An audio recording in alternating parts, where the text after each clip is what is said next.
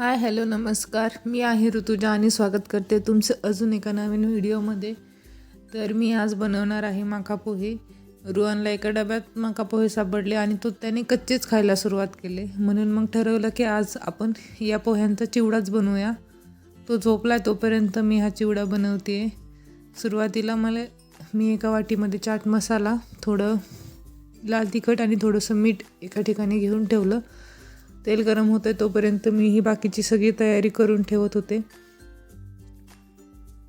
काय काय लागणार ते सगळं मी घेत होते. आता तेल गरम झालं का मी हे एक मका पापडी टाकून बघते. सुरुवातीला मी मका पापड्या डायरेक्ट तेलात टाकल्या, त्यामुळे ते मला काढताना जरा वेळ लागला, तर त्यातल्या काही जळून गेला. मग मी नंतर असंच चाळणीमध्ये थोड्या थोड्या टाकून सगळ्या तळून घेतल्या. आणि असं तळायला सोपंही जातं आणि पटकन काढलं जातं, कारण ते आपल्यावरती चाळणीमध्येच असतं ना, तर ते लगेच काढता पण येतं.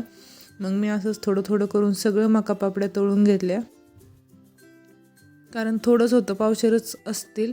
त्यामुळं हे माझं काम 15-20 मिनटात तर मी मका पोह्यांचा चिवडा तयार केला. कारण त्याच्यासाठी काही खोबरं, फुटाण्याची डाळ असं काही टाकलेलं नाही. मी फक्त कढीपत्ता, शेंगदाणे, मका पोहे, चटणी, मीठ एवढंच, बाकी काही टाकलं नाही त्याच्यामध्ये.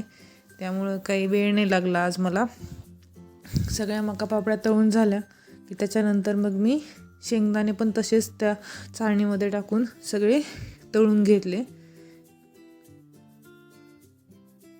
त्यानंतर मग मी कढीपत्ता टाकला. तर कढीपत्ता टाकताना आधी चाळणी टाकला आणि वरून एक प्लेट धरली, नंतर ती चाळणी तेलामध्ये टाकली. कारण कढीपत्त्याचं तेलात टाकला तर आपल्या अंगावर तेल उडतं, त्यामुळं तसं वरून प्लेट टाकल्यामुळं ते आपल्या अंगावरही उडालं नाही. आता सगळं याच्यात टाकलं होतं ते मिक्स करून घेतलं. आणि आता मी चटणी, मीठ, चाट मसाला जे एकत्र केलं होतं हे मका पापड्यांवर टाकते आणि छान मिक्स करून घेतलं. आता रोहन उठला की मी त्याला खायला देते. थोडंसं मीठ कमी वाटलं म्हणून मग परत मी एक्स्ट्रा मीठ टाकलं. झाला आहे माझा मका पोह्यांचा चिवडा. कसा वाटला सांगा. व्हिडिओ पाहिल्याबद्दल धन्यवाद. व्हिडिओ आवडल्यास लाईक करा, शेअर करा, सबस्क्राईब